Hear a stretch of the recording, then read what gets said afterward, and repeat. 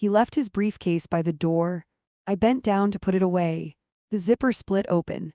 Papers scattered across my hardwood floor. I glanced down, and in that single second I understood that my son-in-law was not trying to manage my estate. He was trying to erase me from it. I grabbed my grandsons and walked outside before my heart even had time to race. When authorities arrived later, they didn't just find suspicious paperwork. They found a plan already in motion. If you value stories about women who refuse to be quietly removed from their own lives, please like and subscribe. And stay with me, because what was written on those pages is something no grandmother should ever have to read. My name is Dr. Evelyn Mercer. I am 68 years old, a retired forensic linguist and courtroom expert. For 35 years, I testified in fraud and coercion cases, analyzing how language betrays intention. My husband, Thomas, died 4 years ago, and since then I have lived in the home we built together, a colonial property held inside the Mercer Family Real Estate Trust, of which I remain majority shareholder. I am calm under pressure. I document everything, and I never confront without evidence. My daughter, Sophie Mercer Lang, is 36, a pediatric occupational therapist with a heart too soft for the sharp edges of the world. She married Daniel Lang 10 years ago. Daniel is 41 and a estate planning consultant who speaks about asset optimization the way some men speak about faith. He is articulate, controlled, always measured. He believes paperwork equals power. They have 2 sons, my grandsons Noah, 9, analytical and observant, and Eli, 6, energetic and trusting. They are the center of my days. On the morning everything changed, Daniel was in a hurry. He stood near the foyer mirror adjusting his tie, speaking into his phone about timeline acceleration and filing windows. I noticed the phrasing, but I did not yet assign it weight. Language always leaks intention, but only if you know what to listen for. Big meeting, he said, smiling at me. Trust modernization discussion. He had been using that phrase frequently lately, modernization. He'd been suggesting revisions to the Mercer Trust structure, small adjustments he claimed to ensure efficiency. I had declined each time politely. I do not sign documents I have not drafted or reviewed in full. He left quickly, too quickly. The front door closed, his car pulled away, and there it was, the leather briefcase, upright beside the door. Daniel never forgets that briefcase. I picked it up with the simple intention of placing it inside his home office. The zipper was not fully closed. It split open under the weight. Documents fanned out across the floor in a white cascade. I knelt, automatically gathering. Then I saw the heading, Petition for Emergency Guardianship, my name beneath it. Dr. Evelyn Mercer, alleged cognitive decline. I did not breathe. There are moments in life when your body understands before your mind does. My fingers trembled only once, then steadied. I read faster. Proposed conservator, Daniel Lang. Attached, draft medical incapacity certification. Unsigned, predated. And beneath that, an amendment transferring trustee authority over the Mercer Real Estate Trust to temporary conservatorship control pending court approval. Pending incapacity review. I felt the world narrow into silence. Then I saw the handwritten notation in the margin. File before Q4 asset audit. Secure grandchildren leverage if resistance. Leverage. My grandsons were listed as dependents requiring stability during transitional authority. Transitional authority? That is a sterile phrase for something violent in its implication. If filed, I could be declared legally incompetent pending evaluation. My accounts frozen. My voting control suspended. My home subject to oversight. Access to my own finances restricted. All before I would have the opportunity to contest. Emergency petitions move fast. Hours, not weeks. I did not panic. Panic is noisy. I stood, gathered the papers into one stack without disturbing their order, and placed them back inside the briefcase. Then I walked upstairs. Boys, I called gently. Shoes on, we're going outside for a bit. Noah looked at me carefully. He notices everything. Is something wrong, Grandma? Fresh air is good for thinking, I said. Eli cheered at the idea of an unscheduled outing. Within 2 minutes, we were on the front lawn. I locked the door behind me. My phone was already in my hand. I did not call Sophie. I did not call Daniel. I called Agent Laura Benton, Federal Financial Crimes Division. We had crossed paths years ago during testimony in a fiduciary misconduct case. Laura, I said when she answered. I believe someone is preparing to file an unlawful emergency guardianship petition against me, and I have the draft in my possession." There was a pause, not surprise, recognition. "Are you safe?" she asked. "Yes." "For the moment." "Do not confront him," she said. "Can you email images?" "Within 5 minutes." I sat on the porch steps with my grandsons chasing each other in the yard, and I photographed every page. I paid attention to formatting anomalies, inconsistent margin settings, metadata codes visible in the footer. Daniel had made one mistake. He had drafted the petition using template language from a prior filing I once testified against. I recognized the structure instantly. Language leaks intention, and repetition leaves fingerprints. Within an hour, Laura called back. "Evelyn, do not go inside alone if he returns unexpectedly. We're coordinating with local authorities under a pre-existing professional misconduct inquiry." "Professional misconduct?" I repeated. "The conservatorship attorney listed here, Victor Hale, we've received complaints. Nothing provable yet." "This may change that?" Victor Hale, age 55, specialist in elder guardianship cases, ethically flexible, skilled at exploiting family fractures. I felt something colder than fear, precision. Daniel had not invented this alone. He had partnered. I watched my grandsons run in circles under the autumn sun and understood the full scope of the notation I'd read. Secure grandchildren leverage if resistance. He believed I would fold if pressured through them. That assumption would become his downfall. Daniel returned home 40 minutes later. His car stopped abruptly when he saw us outside. He stepped out slowly, eyes scanning the lawn, then the house. "Everything okay?" he asked, voice smooth. "The zipper on your briefcase failed," I replied calmly. "I placed the documents back inside." His expression did not change, but his jaw tightened by a millimeter. He walked inside without another word. I did not follow. 10 minutes later, 2 unmarked vehicles pulled into the driveway. Daniel emerged from the front door just as Agent Laura Benton stepped out of the first car. "Mr. Lang," she said evenly, "we need to review certain materials connected to a pending guardianship filing." I watched Daniel calculate. He smiled. "There must be some misunderstanding." "We'll clarify that," she replied. They entered his office.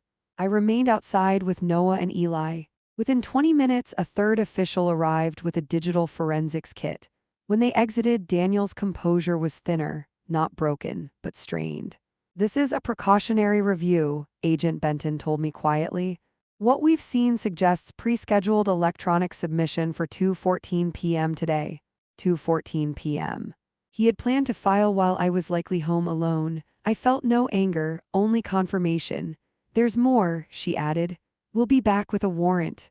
As Daniel stood on the porch watching the vehicles depart, our eyes met. For the first time, I did not see confidence. I saw interruption. That night, after the boys were asleep and Sophie returned from work unaware of the storm forming around her marriage, I sat at my desk and opened my analog notebook.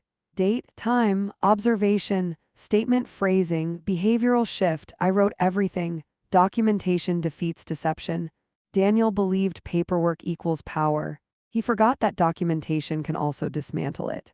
The next morning would reveal how deep this plan went and who else was involved. And what authorities found when they returned would prove that the briefcase was only the surface of something much larger.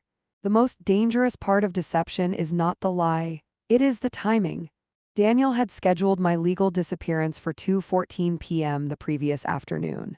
That timestamp stayed with me all night like a ticking clock that had almost gone off. I did not sleep much. I reviewed patterns instead. My name is Dr. Evelyn Mercer. I spent 3 decades in courtrooms explaining to juries how language exposes intent. I know how predators think when they believe they are operating inside the system rather than outside it. Daniel Lang, my 41-year-old son-in-law, does not see himself as a criminal. He sees himself as efficient. He believes paperwork equals power. That belief is about to cost him everything. The morning after authorities first stepped into his office, the house felt deceptively calm. My daughter, Sophie Mercer Lang, moved through the kitchen preparing lunches for Noah and Eli, unaware that her husband had nearly filed a petition to declare her mother incompetent. Sophie is 36, empathetic to a fault, a pediatric occupational therapist who assumes good intention until harm is undeniable. I watched her carefully as Daniel entered the room. His movements were precise, controlled. No visible agitation. That more than anger concerned me. When manipulative people feel cornered, they do not explode. They reorganize. Evelyn, he said lightly, buttering toast as if nothing had happened. Yesterday was a misunderstanding. Preliminary drafts sometimes circulate before conversations happen. Preliminary drafts. Notice the distancing language, not I drafted, not we discussed. Just drafts that circulate as if they float freely in the air and land on paper by accident. I sipped my tea. Emergency guardianship petitions do not circulate casually, I replied. They initiate judicial review. Sophie froze mid-motion. Guardianship, she repeated. Daniel's jaw tightened almost imperceptibly. It was precautionary, he said gently. Just in case cognitive decline ever becomes an issue, proactive planning. There it was, cognitive decline. He had shifted the frame from aggression to concern.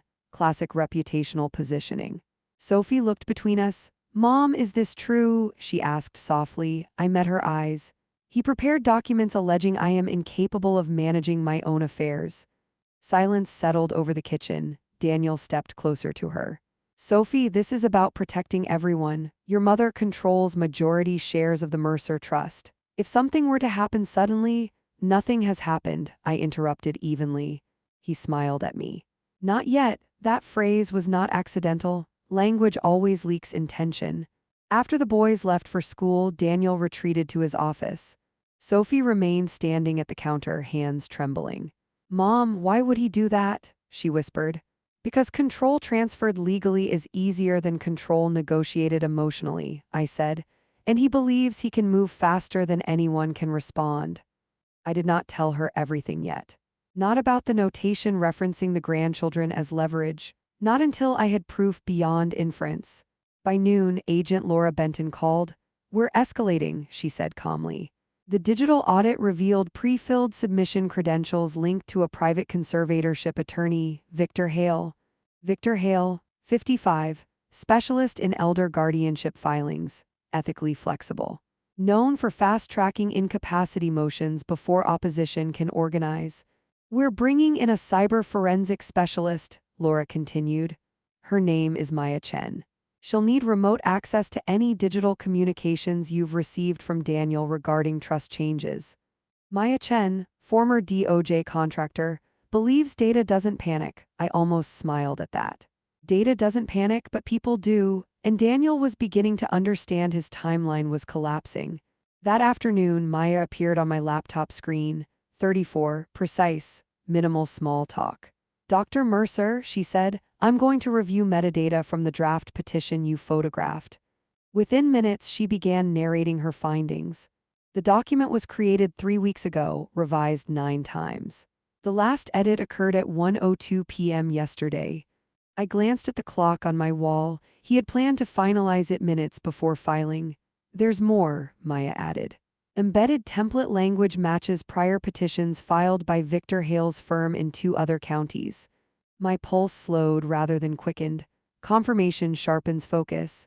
Is there evidence of coordination? I asked. Yes, she said plainly. Email headers show encrypted exchanges between Daniel and Hale discussing expedited incapacity certification scheduling. They had not even secured a medical evaluation. They had drafted the outcome first. Sophie knocked gently on my study door then. Her face was pale. Daniel just told me he has a meeting with Victor Hale this evening, she said. He said it's about clarifying family misunderstandings. Clarifying, another softening term. You are not to attend that meeting, I told her calmly. And you will not sign anything presented to you. Tears filled her eyes. Mom, did he marry me for this? That question pierced deeper than any legal maneuver. I placed my hand over hers. I don't yet have proof of motive, I said truthfully. But we will not speculate. We will document. That evening, Daniel left again, briefcase firmly in hand this time. Within an hour, Agent Benton texted me a single line. We're moving sooner than planned. At 7:45 p.m., 2 unmarked vehicles arrived once more. This time, they carried a warrant. Daniel returned at 8:10 to find investigators already inside his office. I stood in the hallway beside Sophie as Agent Benton addressed him. Mr. Lang, we have probable cause to believe you conspired to initiate unlawful emergency guardianship proceedings supported by falsified documentation. His face remained composed, but his eyes darted, calculating exits that no longer existed. This is absurd, he said quietly. Everything I've done is within estate planning best practices. Agent Benton tilted her head slightly. Best practices do not include predated incapacity forms or leveraging dependents to coerce asset compliance. Sophie gasped softly beside me. She had heard it now. Leverage. They escorted Daniel to the dining room while digital equipment was seized from his office. Maya's remote voice filtered through the investigator's headset. You're going to want to look at folder Q4. Q4. Asset Audit Quarter. Inside that folder, authorities later told me were scanned copies of trust restructuring drafts, scheduled auto emails to Victor Hale, and contingency plans labeled Escalate if resistance. Escalate. He had prepared phases beyond the initial petition.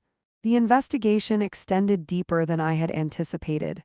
And as officers boxed evidence, Agent Benton approached me quietly. Dr. Mercer, this extends beyond attempted guardianship. We are examining coordinated fiduciary fraud. Sophie clutched my arm. Mom, what happens now? I looked at my daughter, the child I raised to assume goodness in others, and I understood the real lesson forming beneath the legal storm. Now, I said evenly, we allow them to keep building their own case. Daniel was not arrested that night. That would come later. Instead, he was released under investigation. That is often more destabilizing than handcuffs. When a manipulator cannot predict the timeline, he begins to unravel. As the vehicles pulled away for the second time, the house felt altered, not broken, clarified. Upstairs, Noah asked me quietly, Grandma, are we safe? I knelt in front of him. Yes, I said firmly, because I saw the papers. That night, as I documented every event in my analog ledger, my phone vibrated once more. A message from Agent Benton. Victor Hale scheduled emergency filing attempt tomorrow morning despite warning. We'll be there. Despite warning. Daniel had chosen acceleration over retreat. He still believed paperwork equals power. What he did not yet understand is that once documentation begins working against you, it moves faster than you ever planned. And by tomorrow afternoon, the quiet meeting he thought would secure control would become the moment everything collapsed. The following morning, Daniel attempted to do what manipulative men often do when confronted: move faster. When control begins slipping, acceleration feels like strength. In reality, it is exposure. I woke before sunrise and reviewed my notes. Timestamp: 7:42 p.m. Victor Hale scheduled emergency filing despite warning. That single sentence from Agent Laura Benton told me everything. Daniel believed that if he could push the petition through the court system before federal review concluded, the burden would shift onto me. Emergency guardianship orders, even temporary ones, can freeze assets within hours. Once frozen, restoring autonomy becomes procedural rather than personal.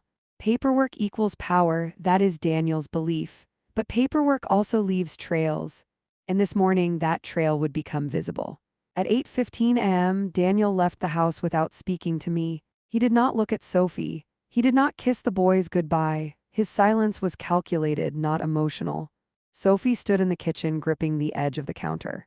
Mom, if he files, can they take you away? The fear in her voice was not theatrical, it was maternal. They can attempt to restrict decision-making temporarily, I said calmly. But they cannot override documented fraud. That distinction matters. Authority built on deception collapses when examined under oath. At 9:02 a.m., my phone vibrated. Maya Chen's name appeared on the screen. They just logged into the county filing portal, she said without greeting. Maya does not waste syllables. IP address matches Hale's office. I walked into my study and closed the door. Submission? I asked. Draft uploaded, she replied, but not finalized. There was a pause, then Agent Benton is already inside the courthouse. That was the moment I understood how thin Daniel's margin truly was. He had gambled that procedure would protect him. He had not calculated that procedure could be monitored. At 9:18 a.m., Agent Laura Benton called directly. Dr. Mercer, Victor Hale attempted to submit the emergency petition citing imminent financial instability due to alleged cognitive decline. I almost laughed at the phrasing. imminent financial instability. I own majority control of the Mercer Trust and maintain diversified oversight documentation. Instability is the last word any neutral party would use.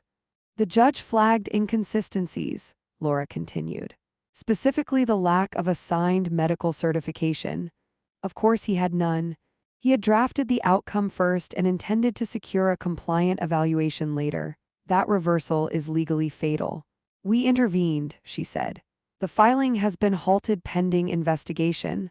Halted, not denied. Halted means preserved as evidence. By noon, news of the attempted submission had reached Daniel. He returned home earlier than expected. The front door opened slowly. He stepped inside with forced composure. "This is spiraling unnecessarily," he said, placing his briefcase on the table, this time with the zipper fully secured. Sophie stood behind him. "Did you try to file against my mother?" she asked. He exhaled sharply. "I initiated protective measures." Protective, notice how he reframed coercion as care. "The court disagreed," I replied evenly. His eyes met mine then, not warm, not angry, calculating. "You've involved federal authorities," he said. "That escalates matters beyond family." "You escalated matters when you drafted false incapacity claims," I answered. Sophie's voice trembled. "Daniel, were you going to take control of Mom's trust?" He stepped toward her. "Sophie, you don't understand long-term asset risk exposure. Your mother's structure is outdated. If she were ever hospitalized, I interrupted gently, is not evidence." Silence settled. He looked smaller in that moment, not physically, but strategically. The illusion of quiet authority had begun to fracture. At 1:30 p.m., Agent Benton and a second federal officer returned, this time with formal investigative documents. Daniel was asked to remain seated while devices were cataloged. Sophie watched from the hallway, pale but steady. I remained beside her. No raised voices, no dramatics, just paperwork, real paperwork executed lawfully. During the search, Maya called again. "We found something else," she said. "Encrypted communications between Daniel and Victor Hale referencing a Phase 2. "Define Phase 2, I said. "Petition denial triggers financial pressure narrative. Suggest initiating doubt with daughter regarding trust management capacity." I felt a quiet, internal shift. He had planned to undermine me socially if the legal route failed, divide the family, sow uncertainty. Classic isolation tactics. "There's also a spreadsheet," Maya added. "Projected liquidation models under conservatorship authority." Liquidation, that word has weight. You do not liquidate assets you intend to preserve for family stability. You liquidate when conversion to private control is the goal. Daniel's composure cracked for the first time when an officer requested access to an encrypted external drive. "That contains client-sensitive material," he protested. Agent Benton's tone remained calm. "It now contains potential evidence of coordinated fiduciary misconduct." That phrase carries federal gravity. Daniel's shoulders stiffened. Sophie whispered, "Mom, I didn't see this." I took her hand. "Manipulation thrives in incremental steps," I said quietly. "You were never meant to see the full picture at once." By late afternoon, Victor Hale's name surfaced repeatedly in recovered correspondence. Authorities confirmed a parallel inquiry had already been opened regarding expedited guardianship filings lacking medical substantiation. Daniel had aligned himself with a man already under ethical scrutiny. That is the danger of overconfidence. Predators often assume their partners are invulnerable. At 5:45 p.m., Daniel was informed he would not be arrested that day, but that formal charges were under review. That ambiguity unsettles men who operate on controlled timelines. As investigators left, Daniel stood in the foyer, ironically near the same place he had once forgotten his briefcase. "You've destroyed your daughter's marriage," he said quietly. I looked at him without anger. "You attempted to destroy my autonomy." He held my gaze for a long moment, then walked past us and upstairs. That evening, after the boys were asleep, Sophie sat beside me at the kitchen table. "I keep replaying conversations," she whispered.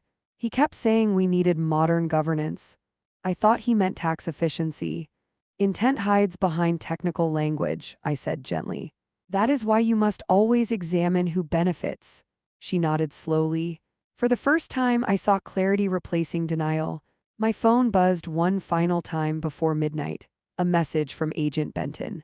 We've identified financial incentive beyond trust control. Daniel carries significant undisclosed personal debt. Debt that changes motive from abstract control to urgent pressure, and urgency makes mistakes inevitable. I closed my notebook after documenting every detail. Today, Daniel attempted acceleration. Tomorrow, we would learn how deep his financial exposure truly ran and why control of my estate was more than opportunistic. It was necessary for him, and necessity makes men reckless. Control is rarely about ego alone.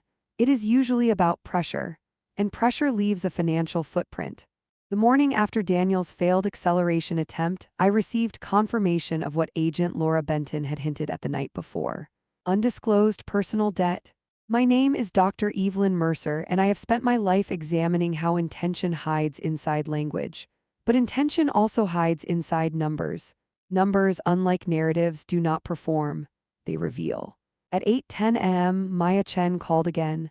We traced several private loan agreements tied to Daniel, she said in her even, precise tone. High-interest instruments, short-term maturity. Short-term means urgency. High interest means desperation. Total exposure? I asked.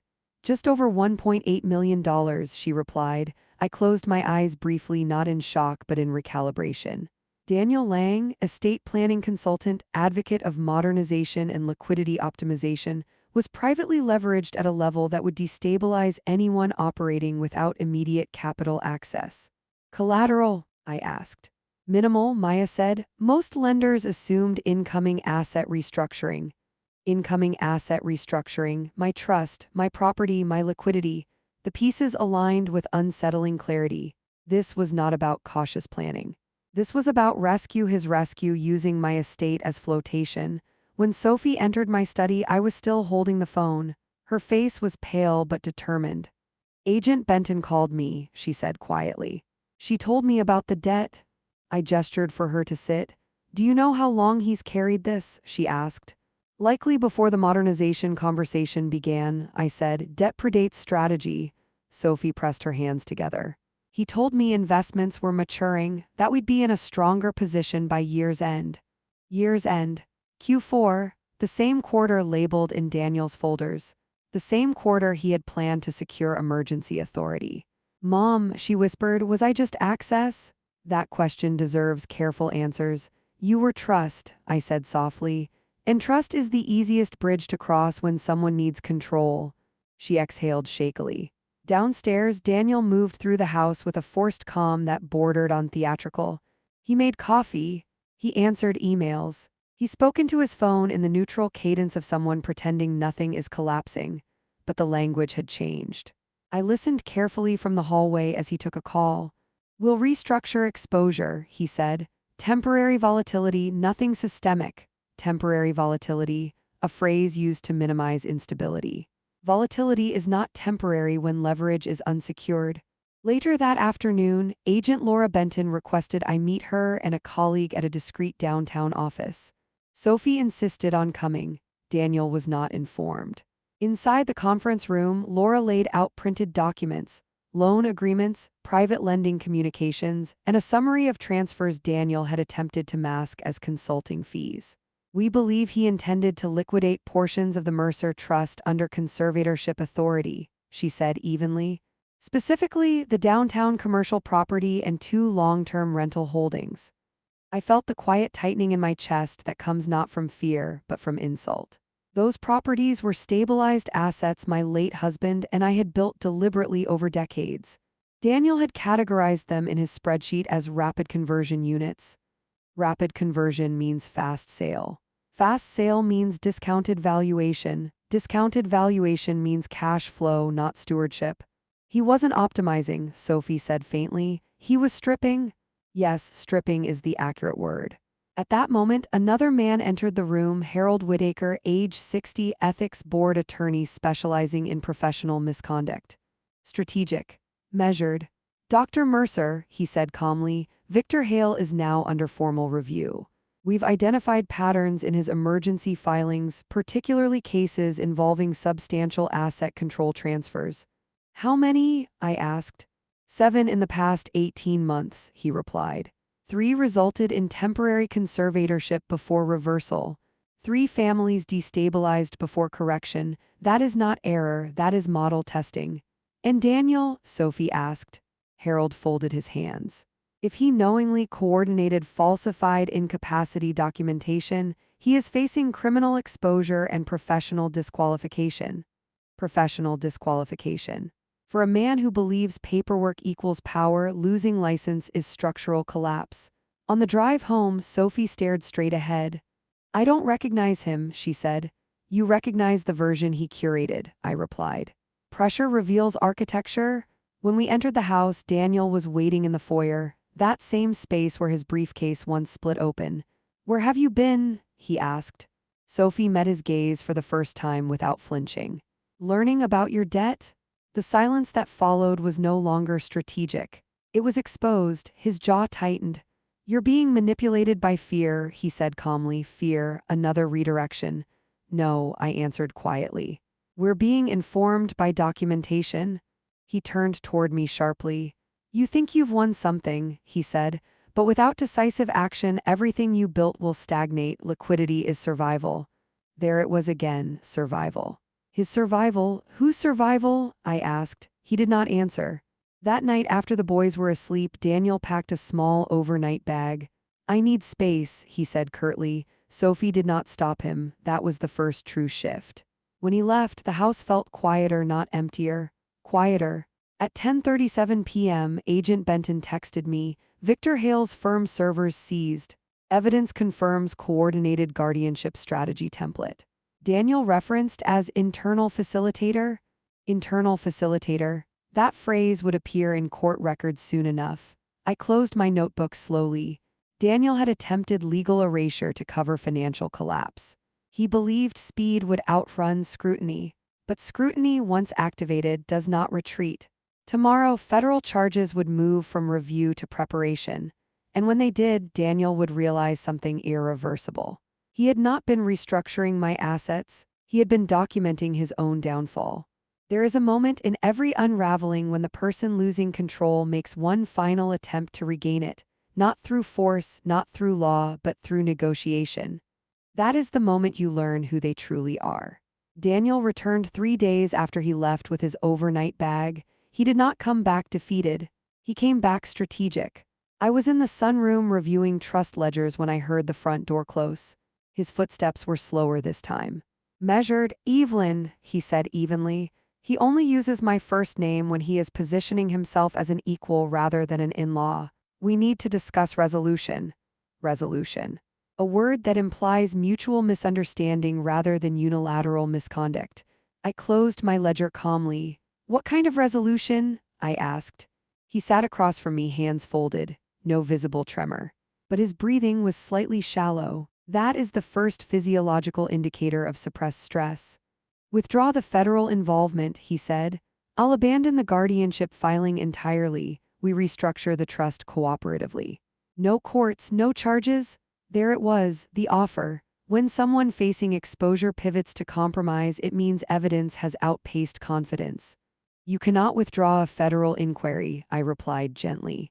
Only the government can. His jaw tightened. You initiated it. You initiated the documentation that justified it. Language always leaks intention. He leaned forward. If this proceeds, Sophie suffers, the boys suffer. Public investigation damages reputation. Notice the shift, from legal argument to emotional leverage. He was testing whether guilt would accomplish what paperwork could not. Reputation, I said softly, is damaged by conduct, not by exposure of it. Upstairs, I heard Noah's footsteps. Life continues even while legal structures collapse. Daniel's voice lowered. I can fix the debt, he said. That was new, admission disguised as reassurance. You mean restructure it under authority you no longer possess? I asked. Silence. That silence was confirmation. At 2:17 p.m., my phone vibrated. Agent Laura Benton. I placed it on speaker deliberately. Dr. Mercer, she said, her tone neutral but firm. Charges are being prepared against Daniel Lang and Victor Hale. Conspiracy to commit fiduciary fraud. Attempted unlawful guardianship exploitation. Digital evidence tampering. Daniel's eyes flickered for a fraction of a second. That is what genuine fear looks like in a man who has built his identity on control. There's more, Laura continued. We uncovered communications indicating planned asset liquidation under coercive authority. That elevates this. Elevates? A single word, but it means federal gravity. Daniel stood abruptly.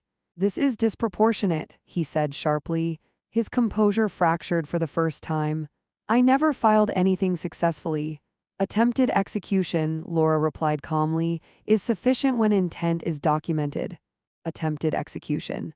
That phrase carries weight. I ended the call quietly. Daniel turned to me, no longer smooth. You've destroyed everything. I rose slowly. At 68, I moved deliberately, not dramatically. No, I said. I preserved what you intended to dismantle. Sophie appeared in the doorway. She had heard enough. Daniel, she said softly, were we just a bridge to my mother's assets? The question hung in the air like glass. He did not answer immediately. That hesitation was louder than any confession.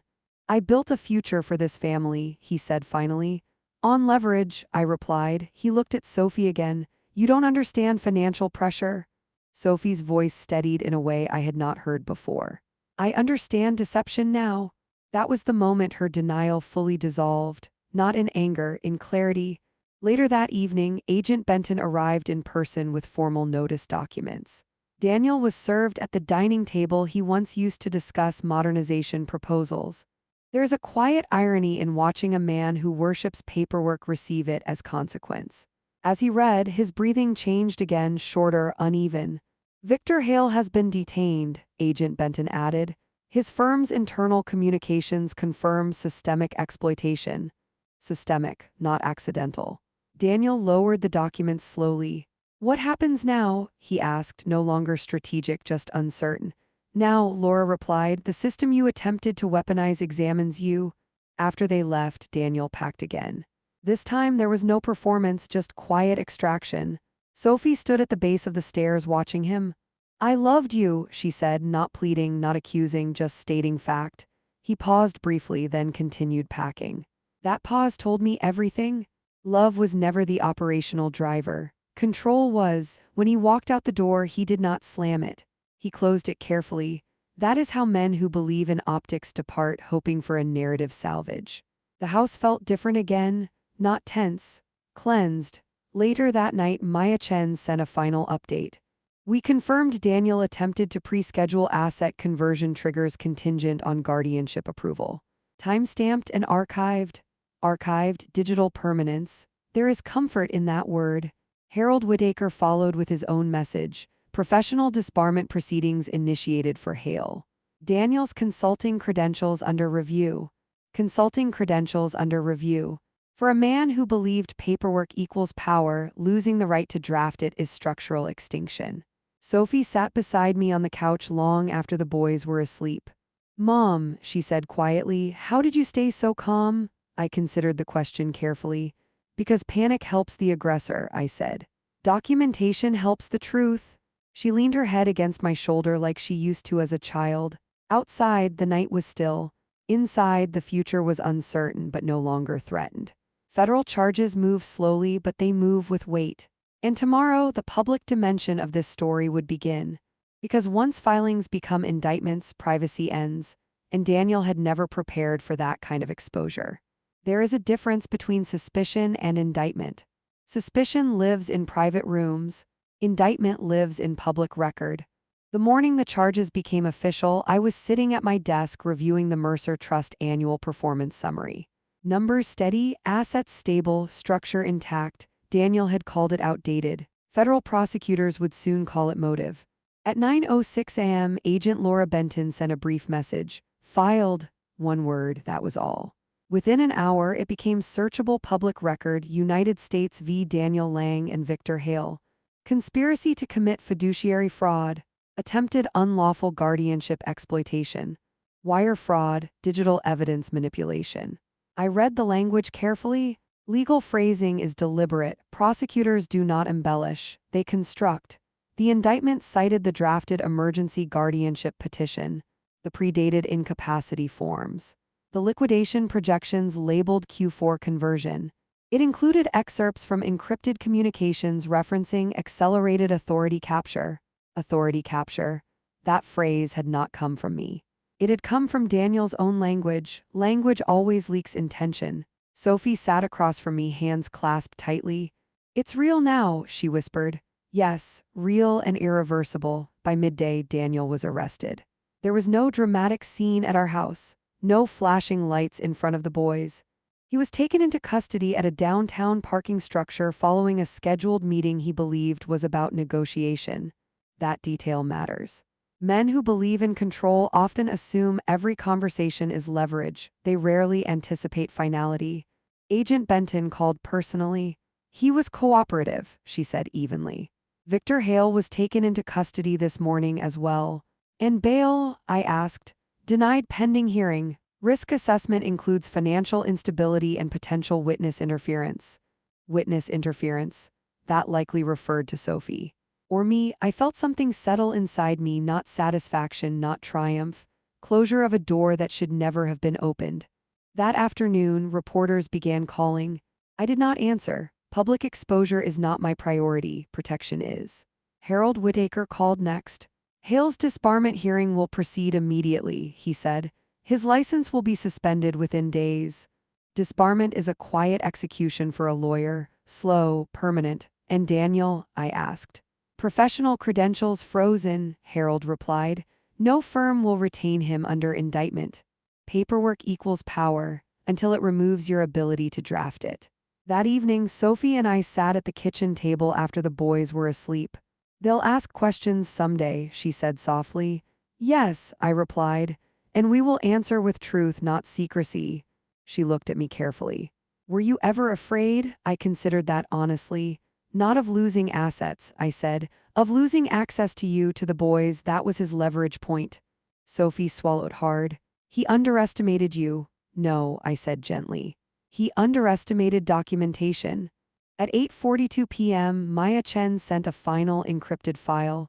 "Full metadata archive complete. No remaining concealed transfers. Mercer Trust secure." Secure, that word held weight. Daniel had attempted to convert stability into liquidity for his own survival. Instead, he had created evidence streams that traced back to him with mathematical precision. The following week, the preliminary hearing took place.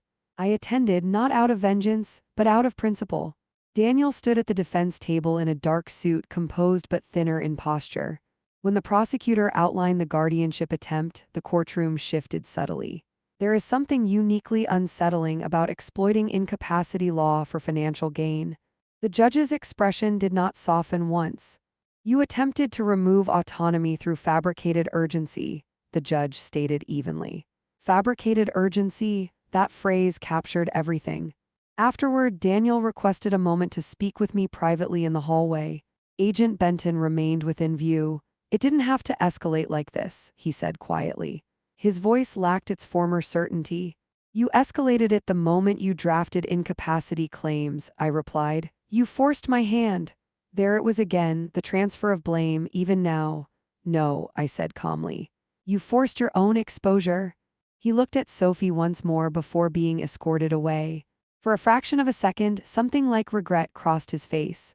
Or perhaps it was simply the realization that paperwork no longer answered to him. When we returned home, Noah asked, "Is Dad in trouble?" Sophie knelt in front of him. "Dad made some serious mistakes," she said carefully. "Grown-up mistakes, and grown-ups have consequences." Noah nodded slowly. "Children understand fairness long before adults do." That night, as I wrote in my analog ledger for what felt like the final time on this matter, I reflected on something important. Daniel did not begin as a villain in appearance. He began as a planner, a man who believed systems could be navigated quietly. That is how most institutional exploitation occurs, not through violence, but through documentation crafted in shadows. The real lesson is not that he was dangerous. It is that he believed the law was a tool, not a boundary. Tomorrow, the financial recovery phase would begin: asset audits, restitution calculations, formal trust reinforcement. But tonight, I allowed myself something rare: stillness without vigilance. The house was quiet. My daughter was safe. My grandsons were upstairs dreaming without legal shadows hovering over them. Daniel once believed paperwork equals power. He was half right, the wrong paperwork equals prison, and the right documentation equals freedom. Public consequence moves differently than private collapse. Courtrooms are procedural, headlines are permanent. 2 weeks after the indictment, the story broke beyond legal filings and entered public awareness.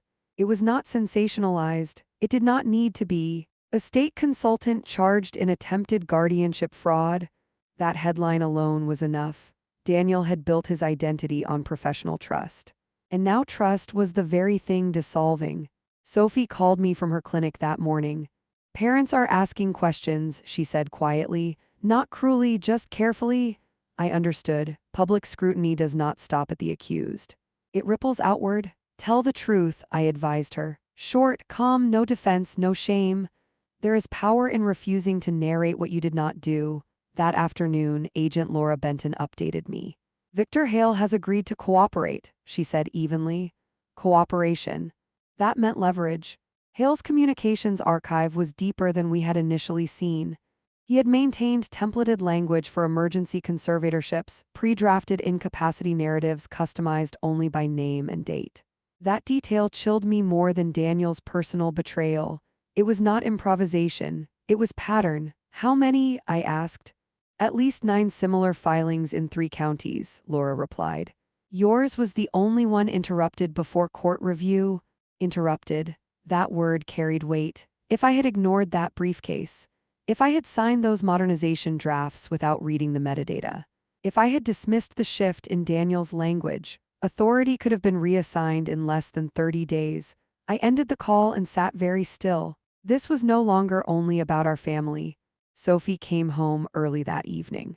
"Mom," she said, "I keep replaying conversations in my head, the way he framed things. Efficiency, protection, streamlining control. I thought he was being responsible." "He was being incremental," I replied. "Incremental manipulation is rarely loud. It is measured. Language is introduced slowly until it feels normal." "How did I miss it?" she whispered. I turned toward her. "Because you loved him. And because he never contradicted you directly, he redirected." That is a tactic I have studied for decades. Deception does not always lie outright. It repositions focus. Daniel rarely argued, he reframed. And reframing can feel like reason. 2 days later, Harold Whittaker confirmed Victor Hale's permanent disbarment. "He surrendered his license voluntarily," Harold said dryly, "which means he avoided a public ethics hearing. But the record remains." The record remains. That phrase brings me comfort. Daniel's preliminary hearing continued. The prosecution presented timestamp anomalies identified by Maya Chen. Metadata does not argue, it does not posture. It simply reveals. The judge reviewed email sequences showing Daniel coordinating draft incapacity language with Hale before any medical assessment existed. "You were constructing outcome before evidence," the judge observed sharply. Daniel did not respond. Silence can be tactical, but in that courtroom it sounded hollow. Outside the courthouse, reporters asked one question repeatedly. "Was this about greed?" I declined to answer publicly. Motivations are complex. Greed is simplistic. This was about control through documentation. Greed was only the surface. That evening, Sophie and I walked in the backyard while the boys chased fireflies. "Do you hate him?" she asked quietly. I paused before answering. "No," I said truthfully. "Hate requires emotional investment. I feel caution." That surprised her. "After everything?" she asked. "Especially after everything," I replied. Hatred distorts clarity, and clarity is the only reason we prevailed. A week later, Daniel requested a plea discussion. The evidence was overwhelming. His attorney approached with an offer, reduced sentence in exchange for full cooperation and financial restitution agreement. Agent Benton briefed me personally. "He understands conviction is likely," she said. "He's negotiating duration. Duration. For a man who once attempted to negotiate my autonomy." I agreed to restitution terms focused on trust reinforcement rather than personal gain. Any recovered funds would be placed into irrevocable education subtrusts for my grandsons. Daniel would not benefit from that structure, nor control it. When the plea was finalized, the courtroom felt subdued. No drama, no raised voices. The judge imposed a federal sentence reflecting attempted fiduciary exploitation and conspiracy. Victor Hale received a parallel sentence tied to professional misconduct. Paperwork equals power, until a judge signs the final order. When we returned home, Sophie stood in the kitchen longer than usual. "It's over," she said softly.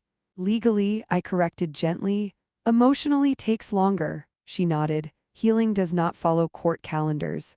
Later that night, I opened my analog ledger one last time regarding this case. I wrote a single line beneath the final entry, "Autonomy preserved through vigilance." I closed the book and placed it in the archive cabinet beside my husband's old correspondence. I thought about him then. He used to say that systems reveal character under pressure. Daniel revealed his when power seemed attainable. I revealed mine when it was threatened. The boys slept peacefully upstairs. Sophie's laughter returned gradually over the following weeks. Not forced, not brittle, real. As for me, I returned to quiet routines, reviewing trust distributions, updating digital backups, maintaining layered safeguards. Protection is not paranoia, it is preparedness. There is one final truth I have learned through this ordeal. Deception rarely begins with aggression. It begins with suggestion, a word, a draft, a proposal framed as improvement. If you do not read closely, you sign away more than paper. And if you do read closely, you may save more than assets. Tomorrow, I will review new trust amendments, ones I drafted myself in clear language with no concealed contingencies. This time, every clause reflects consent, not coercion. And that is the difference between paperwork used as a weapon and documentation used as a shield. There is a silence that comes after a storm that feels almost suspicious. Not empty, just unfamiliar. That is what the house felt like the morning after the sentencing became final. No pending hearings, no legal strategy calls. No encrypted updates from Maya Chen. Just sunlight through the kitchen windows and the faint sound of my grandsons arguing over cereal upstairs. Daniel Lang was serving his sentence. Victor Hale had lost his license and his professional standing. Agent Laura Benton had moved on to her next investigation. Harold Whitaker had closed his ethics file with one final notation, permanently revoked. The system had done what it was designed to do, slowly, deliberately, conclusively. I sat at the dining table with my leather-bound analog ledger open for what would be the last entry related to this case. I wrote, "Trust reinforced. Autonomy intact, family protected." Then I closed it. 4 months earlier, I had picked up a briefcase by the door. I remember that moment vividly, the zipper splitting, the papers scattering, the language revealing itself in fragments across hardwood floors. Incapacity, emergency petition, temporary authority. It was not the legal terminology that made me freeze. It was the presumption embedded inside it, that I was fragile, that I was manageable, that I would not notice. Language always leaks intention, and in those pages I saw intent clearly. Sophie joined me with 2 cups of coffee. She no longer moved with the careful hesitation she once carried. Her shoulders were lighter now. "I scheduled a seminar at the clinic," she said, "for families about financial manipulation and guardianship abuse." I looked at her for a long moment. "You're ready for that?" I asked gently. She nodded. "I don't want other families blindsided the way we almost were." Almost, that word still matters. The boys ran into the kitchen then, loud and alive and unconcerned with legal terminology. That is how it should be. Childhood should not require awareness of fiduciary law. Later that week, I received a letter from Daniel. It was brief, structured, careful. He wrote about regret, about miscalculation, about pressure. What he did not write about was responsibility. The language was passive. Mistakes were made. That phrase again. I placed the letter into a folder labeled closed without response. Closure does not require dialogue, it requires boundaries. Agent Benton called once more before formally archiving the case. "Your documentation made the difference," she told me. "Most attempted guardianships proceed because families dismiss early drafts as procedural. Procedural. That word can be dangerous because procedure feels neutral. It rarely is." Maya Chen sent a final system report confirming that all digital redundancies were fortified. Dual authentication on trust changes. Medical incapacity certifications requiring independent assessment. Rotating oversight review every 18 months. Documentation as shield, not weapon. Harold Whittaker sent a quiet note as well. Cases like this prevent patterns, he wrote. That mattered to me. If Daniel and Hale had succeeded, there would have been others. Perhaps there were before, but not after this. One evening, Sophie sat beside me on the porch as the sun lowered behind the trees. Do you ever wish you hadn't found out that way? She asked. I considered the question. No, I said honestly. I wish it had never been attempted, but I do not wish for ignorance. Ignorance feels peaceful until it becomes permanent. I looked at my hands then, lined, steady, capable. Age had been the very thing Daniel miscalculated. He saw gentleness and assumed softness. He saw retirement and assumed irrelevance. He saw paperwork and assumed advantage. What he did not see was a lifetime of studying how language betrays intention. What he did not account for was patience, or discipline, or the refusal to sign anything I had not dissected line by line. At 68, I have learned something I wish more women understood earlier. You do not need to be loud to be formidable. You do not need to be aggressive to be unmovable. You need documentation. You need awareness. And you need the courage to act the moment something feels linguistically wrong. Sophie now reviews every document differently. She reads clauses out loud. She questions vague urgency. She does not confuse love with compliance. That may be the greatest outcome of all. The boys will grow up in a house where financial transparency is normal conversation, where autonomy is protected by structure, not by assumption, where paperwork is respected but never worshipped. The trust remains mine, the majority share remains secure, and more importantly, my authority remains intact, not because a court granted it, but because I defended it. Tonight, as I close this final chapter of the story, I feel no triumph, only clarity. Daniel believed paperwork equals power. He was wrong. In truth, awareness equals power. Documentation preserves it, and integrity sustains it. The briefcase by the door was not an accident. It was exposure disguised as oversight. When the zipper split open, it did more than scatter papers. It revealed intent. And because I was willing to look down instead of away, my family stands here intact. That is the lesson, not revenge, not victory, vigilance. If you ever find yourself holding documents that do not feel right, pause, read, verify, back up, seek counsel. And remember, language always leaks intention. You only need to be calm enough to hear it.